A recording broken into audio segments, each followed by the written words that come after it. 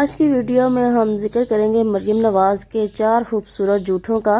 تو جلدی سے جو ہے ویڈیو کا آغاز کرتے ہیں، اس سے پہلے کہ مریم صاحبہ ہم سے ناراض ہی نہ ہو جائے کہ ان کی شان میں جو ہم تعریف کرنے لگے ہیں، قصیدے بیان کرنے لگے ہیں، اس میں تاخیر کیوں ہو رہی ہے؟ رہا نہیں جاتا، تڑپ ہی ایسی ہے نا۔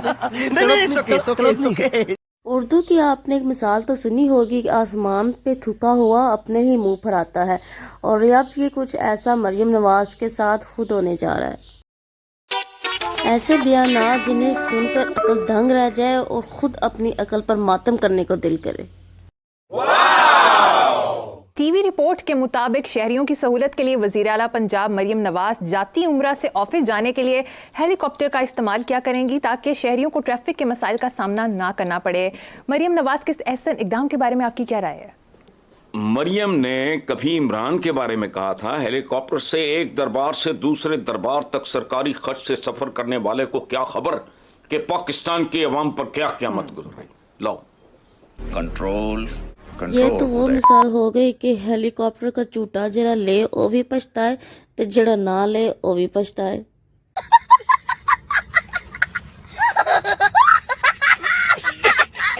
ہیلی کاپٹر کا سارا ختم ہوا تو بات کتوں پر آ گئی۔ اب کتوں کے بارے میں مریم نواز کیا کہتی ہیں، یہ بھی ذرا سن لیں۔ جس کے کتے اعلیٰ قسم کے گوشت پہ پلتے ہوں، ہرندہ گوشت کھاندے، مجھے بتائیں وہ ہرن کا گوشت کھاتے ہیں؟ ایک طرف مریم نواز عوام کی ہمدردی میں گھلے جا رہے ہیں کہ عوام بھوکی مار رہی ہے اور کتے گوشت کھا رہے ہیں، تو دوسری طرف ان کا ایسا بیان آ جاتا ہے کہ عوام اپنا سر پیٹ کے رہ جاتی ہے کہ ہمارے سیاستدانوں کے ساتھ کوئی گجنی والے مسائل تو نہیں ہیں۔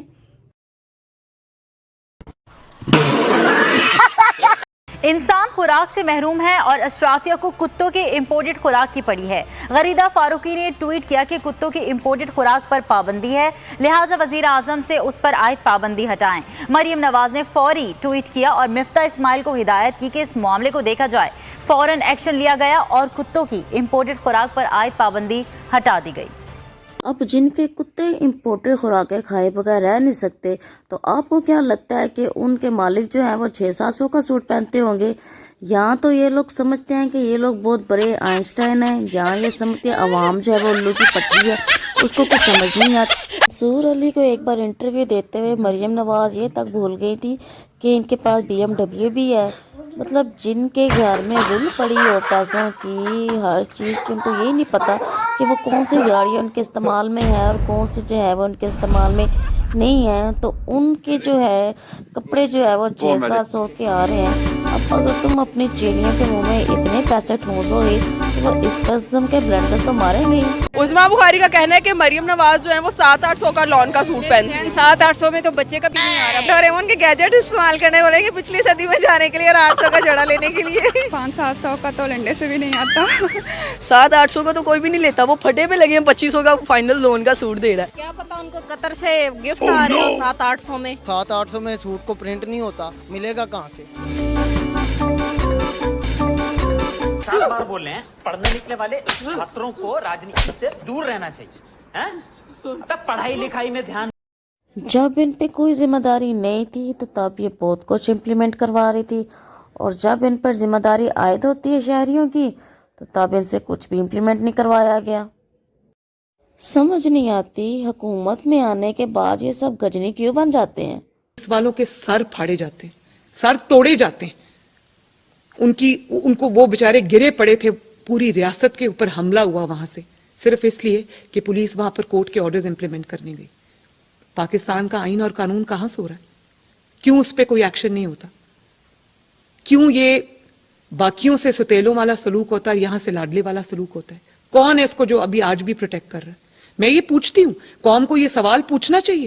بہاول نگر کا واقعہ ہوا اور ایک ایسا تاثر دینے کی کوشش کی گئی اور سوشل میڈیا پہ ایسا طوفان بدتمیزی کیا گیا جیسے خدا نخواستہ پاکستان کی فوج اور پاکستان کی پولیس کے درمیان کوئی ٹکراؤ کی، اداروں کے درمیان میں صورتحال پیدا ہو گئی ہے۔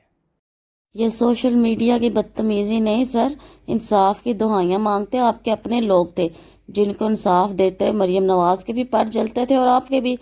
کیوں جلتے تھے؟ کیونکہ پاکستان میں تو قانون نام کی کوئی چیز ہی نہیں ہے۔ ہر ادارے نے قانون کا خود ہی استعمال کیا، چاہے فوج ہو، چاہے پولیس ہو، چاہے عدلیہ خود ہو، چاہے ہمارے سیاستدان ہو۔ قانون تو ایسے ہے جیسے پاکستان کا قانون نہ ہو گیا مندر کا گھنٹہ ہو گیا، جس کو ہر کوئی بجا کر چلا جاتا ہے، بلکہ جس کی بجا کر چلا جاتا ہے۔